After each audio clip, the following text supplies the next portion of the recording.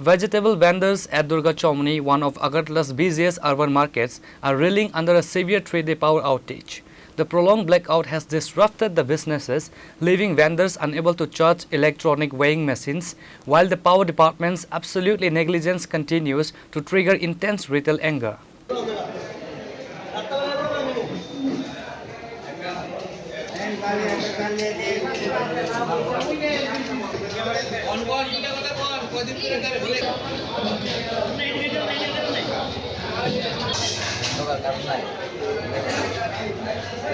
Power supply to the busy market was disrupted early Sunday morning following a brief spell of rainfall. Despite being a major commercial hub in the heart of the capital, the area has remained without electricity for 3 consecutive days.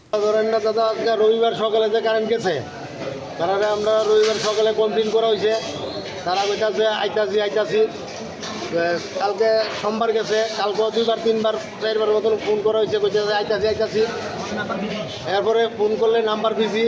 আজকে 3 দিন ধরে পুরো রাত অত্যন্ত দিনের বেলা কিছু আলো দেয়া যা, আর রাত্র হইলে লোক ঢুকতে না, এই রাস্তা সব অন্ধকার।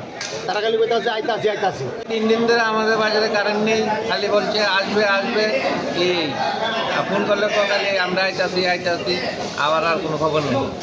Report by Pranav from Agartala, Chini Khora.